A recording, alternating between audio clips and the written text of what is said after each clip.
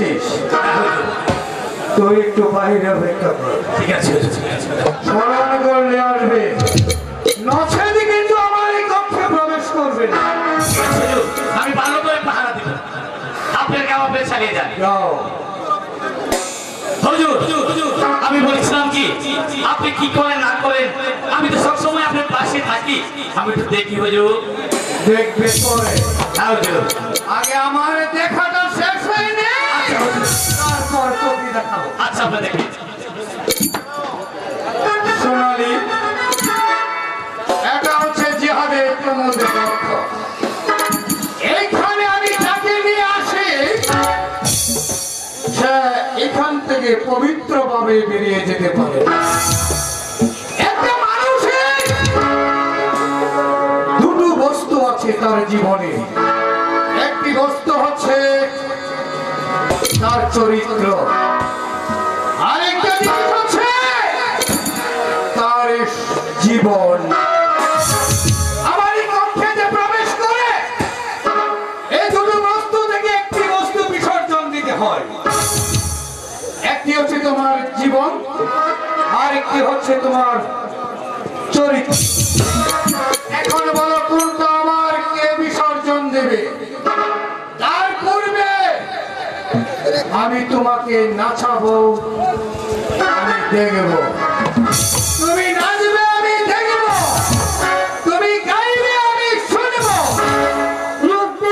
তুমি নাচো, তুমি নাচো।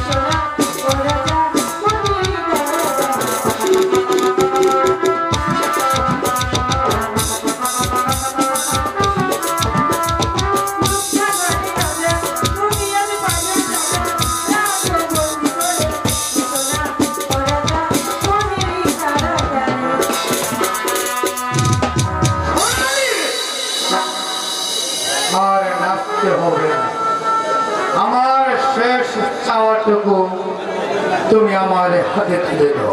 মানে তোমার এই রূপ লাবণ্যময় যৌবন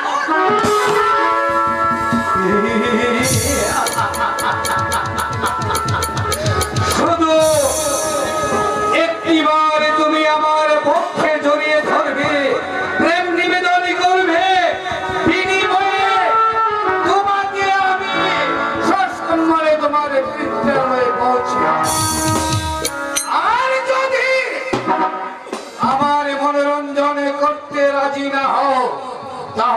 তোমার জীবনটা চলে যাবে ডাস্টবিনের মতো। আমার কোনটি দিবে আমাকে? তোমার যৌবন আমাকে দিলে দিবে, না তোমার চিপড়ে দিবে? আচ্ছা আচ্ছা, বুঝতে পেরেছি, তুমি স্তব্ধ হয়ে গিয়েছ।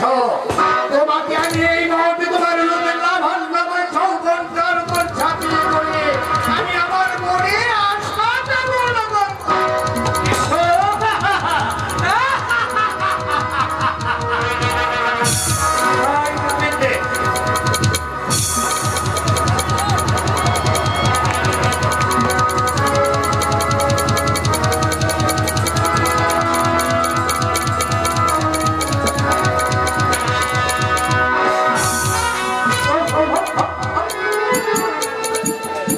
বলো মামু,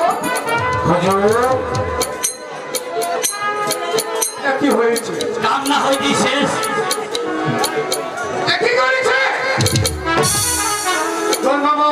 হুজুর, তার সতীত্ব ধরে রেখে তার জীবনটাকে বিসর্জন দিয়েছে। হ্যাঁ হুজুর, তাই তো। এ যে নারী নয়, এ যে একজন সুন্দরী।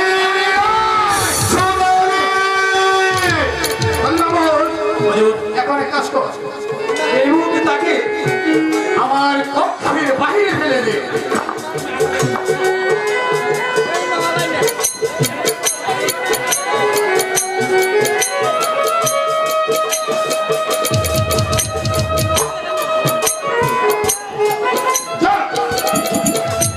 এখান থেকে পালিয়ে যায়, সে আমার কক্ষে নেই, আমাকে কেউ অনুসরণ করতে পারবে না, আর কোনোদিনই তুমি এই কথা কাউকে বলতে পারবে না। ঠিক আছে হুজুর, ঠিক